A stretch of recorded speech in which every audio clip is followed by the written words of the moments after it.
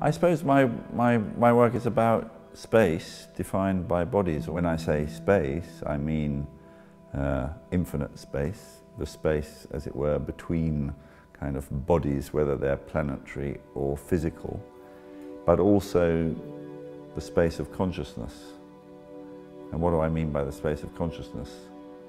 When you close your eyes, where are you?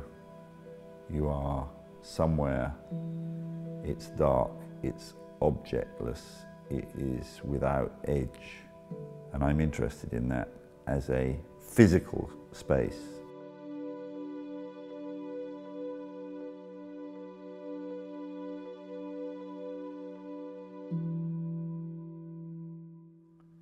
For me, the great power of sculpture is that it is still silent and it endures in time. So you could say sculpture is an instrument for investigating the space-time nature of existence, you could say, human existence.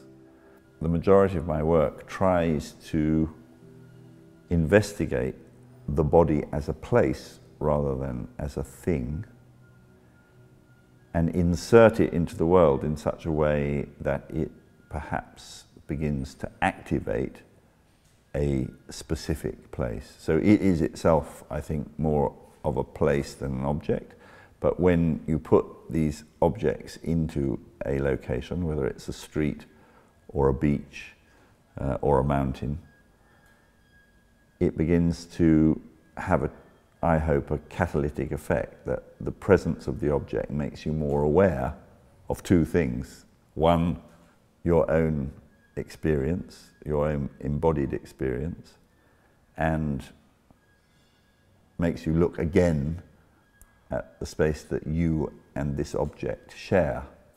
The work has very little intrinsic value.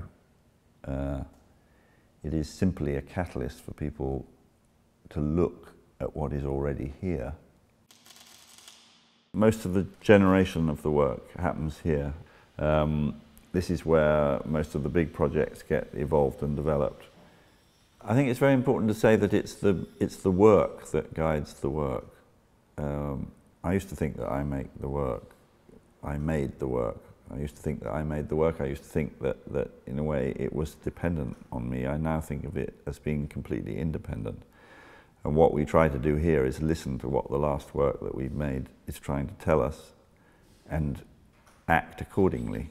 That's the skill, I think, that we collectively share at the studio. The ability to interpret within the language of the works as they evolve what the work is trying to tell us to do next. Nothing is fixed. All of the work, in some senses, is in a state of becoming, and all of it is unique.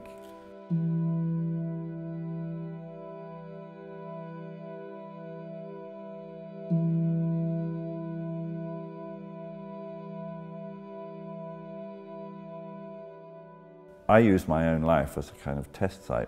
You could say that my body is both material, instrument, and subject. I think of that as the truth claim of the work. The work comes, it's not abstract, nor is it representational, it's indexical, it's a trace, it's forensics, it is evidence. This is the trace of a lived moment of a real body in time. I would like to think that they are empty bodies, abstract bodies, without name, and therefore they are of a radically different order to the statue, which is usually about the hero or about the sexualized body. These are bodies that simply stand, that are about being, not doing, that often engage either with the distance, with the horizon, or with some internal world.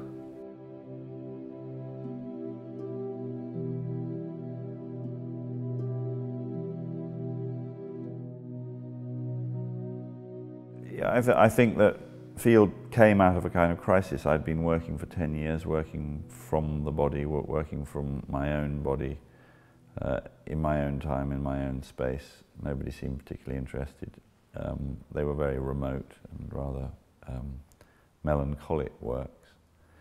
And I felt a desperate need to do something that in some way not only connected with other people, but was about collective experience.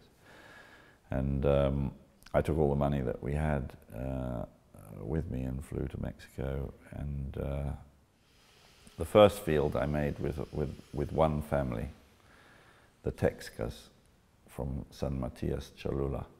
And there were about 57 of us altogether, and then maybe up to 60 with Gabriel Orozco, who was my assistant, and me, and Marcela Ramirez, who was an employee of the British Council and who helped with the very first field. So the very first field was made with the British Council, and the concept of the work was, you know, without feeling that you were making a representation, how can you take a basic material like clay, take a handful of it, form it without in a way thinking I am making a body, just form it, give it form by the space between your hands, allow it to stand up and make it conscious by giving it eyes with the point of a sharpened stick or a pencil. And the extraordinary thing is that after doing that for a day, again, this is very, very meditative. It's a repeated action. At first, you know, they would be nervous and they say, "Is this what you want? Is this all right?" And I say, "Well, it's not about what I want. It's about what you see. You know, do you feel that this is you?" And slowly, the penny would drop. That this wasn't about my wanting something from them. It was about them, every collaborator, every maker as part of field, in some senses, finding their own form.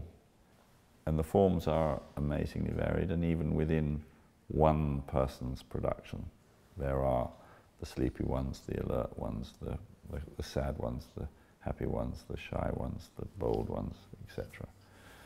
The last field I made was the Asian field, which was the largest of all. First field had about 25 tons of clay. The last field had 130 tons of clay. First field was about 35,000 pieces. The last field was 230,000 pieces. We made it in Shanshan village in Huadu. Huadu is just a little way along the Pearl River from Guangzhou. Made it with all the villagers, some of whom were shopkeepers, some of whom were farmers, some were carpenters, some were just housewives. For a Chinese population unfamiliar with contemporary art, I think this was just an opportunity to see themselves in a way. So I think that is the point of field. Field makes you the unwitting subject of the art's gaze rather than the other way around. And we published a whole book of the responses to Asian field because they were so varied. You know, from people suffering loss. The one-child policy has meant that infant mortality in terms of killed children or aborted children is huge. So it brought up those kinds of feelings for some people. For others it was a kind of celebration of the Dragon Kingdom and its great population. For others it was a memory of their time in the army. For others it was an environmental thing. This is the hungry souls that are going to follow us.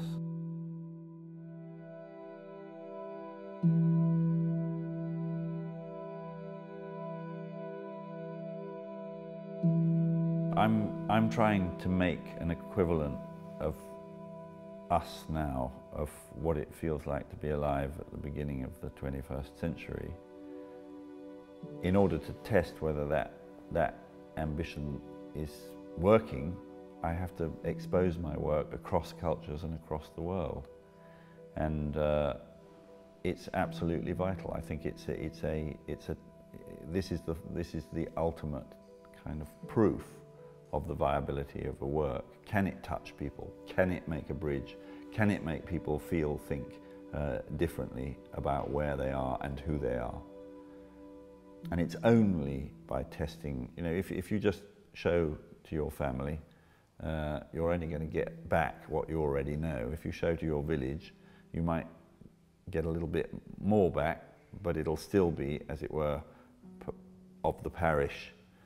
I think that you've got to go across the oceans, you've got to go to other continents, you've got to test, in a way, the viability of your proposal in very, very different language, racial, climatic conditions, and see whether you can communicate. And, you know, in a sense, in a global world, the one thing that can test, in a way, difference and similarity is the cultural experience, and hopefully make it richer by actually, you know, making both cultures aware of the distinctness of their response. So the response to field in China was of a very, very different order to the response to field in Brazil or here in Britain.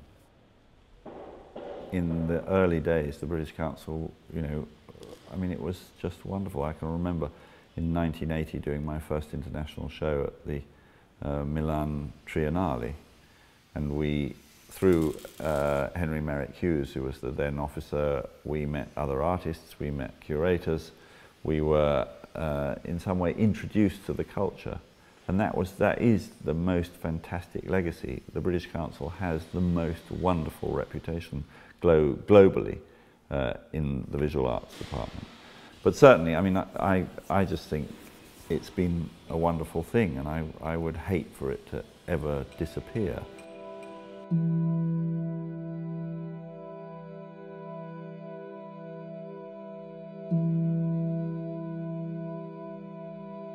I keep referring to a wonderful saying of John Cage's.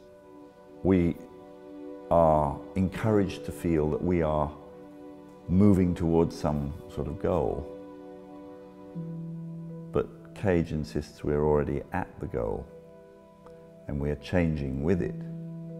And that if art has any value or any purpose whatsoever, it's to open our eyes to that fact.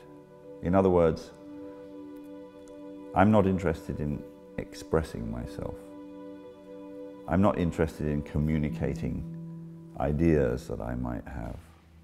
I'm interested in making objects that invite you to look again at what is already here, but in an imaginative and interrogative and participatory way.